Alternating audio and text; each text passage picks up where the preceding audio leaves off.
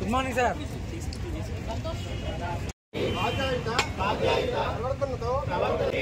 అరికట్టడంలో తోటి వారికి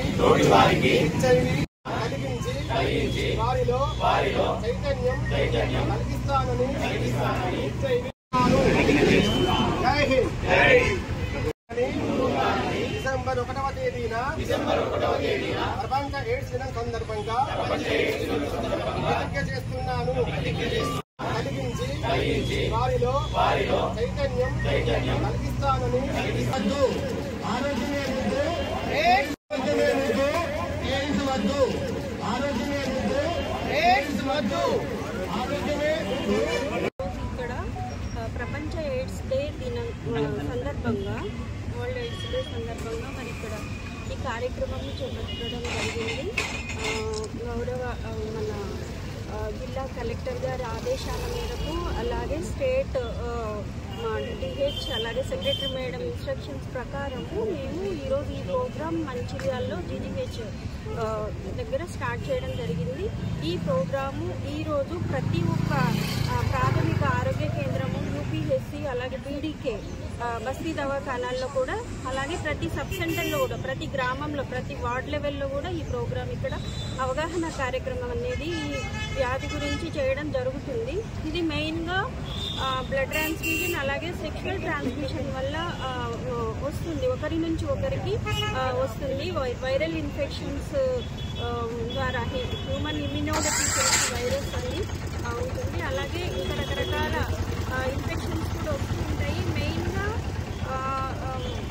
రక్తం ఎక్కించే ముందు కూడా టెస్ట్లు అనేవి ఇప్పుడు 100% చేయించడం జరుగుతుంది. అలాగే గతంలో సిరంజెస్ కూడా నీడిల్స్ ఒకరికి వాడి ఒకరికి ఉండేవి, కానీ దాదాపుగా ఒక 30-40 ఇయర్స్ నుంచి కూడా డిస్పోజబుల్ నీడిల్స్ అలాగే సిరంజెస్ అనేవి యూజ్ చేయడం వల్ల ఇటువంటి వ్యాధులు అనేవి క్రమేపీ తగ్గడం జరిగింది. కానీ ఇంకా అవగాహన రావాలి. అలాగే ప్రివెంటివ్ మెజర్స్ రాకుండా ఉండడానికి ఆచరించాల్సిన పద్ధతులు, కండోమ్ లాంటివి, అలాగే మరి ఓన్లీ ఒకరిని మాత్రం వివాహం చేసుకోవడం, అలాగే ఇతర సంబంధాలు లేకుండా ఉండడం, ఒకవేళ పొరపాటున వేరే ఇతర కారణాలతో ఇన్ఫెక్షన్ వచ్చి ఉంటే వెంటనే టెస్ట్ చేయించుకోవడం. సెక్షువల్లీ ట్రాన్స్మిటెడ్ ఇన్ఫెక్షన్స్ ఉన్నవారు హై రిస్క్ పీపుల్ కాబట్టి వారికి కూడా ఈ టెస్ట్ చేయించి ఒకవేళ పాజిటివ్ వస్తే ట్రీట్ చేయడం. అలాగే ప్రతి గర్భిణీ స్త్రీకి కూడా హెచ్ఐవి టెస్ట్ మన దేశం అంతా కూడా జరుగుతుంది. మంచిర్యాలలో కూడా మేము చేయించి ఉండడం జరిగింది. గర్భిణీ స్త్రీలకి రాలేదు, కానీ ఒక 6గురికి మాత్రం డెలివరీ టైంలో డిటెక్ట్ చేయడం జరిగింది. వారికి ట్రీట్మెంట్ కూడా ఇవ్వడం జరుగుతుంది.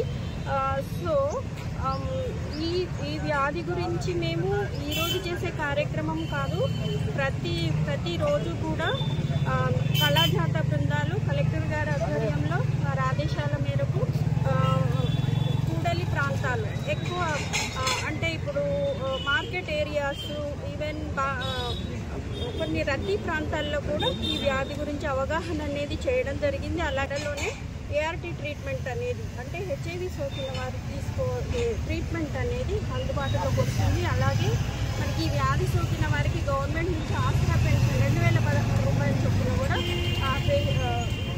అర్హత కలిగే వారికి ఇవ్వడం జరుగుతుంది అన్నమాట. సో ఇవన్నీ కూడా ప్రతి ఒక్కరు కూడా తమ వంతు బాధ్యతగా ఈ వ్యాధి గురించి తెలుసుకోవాలి, నివారణ పద్ధతులు తెలుసుకోవాలి. ఇలా చేయడం వల్ల ఏంటంటే మంచిర్యాలలో ఈ వ్యాధి లేకుండా చేసుకోవచ్చు. అసలైన తొలి వెలుగు. ఫాలో వాట్సాప్ @తొలి వెలుగు official.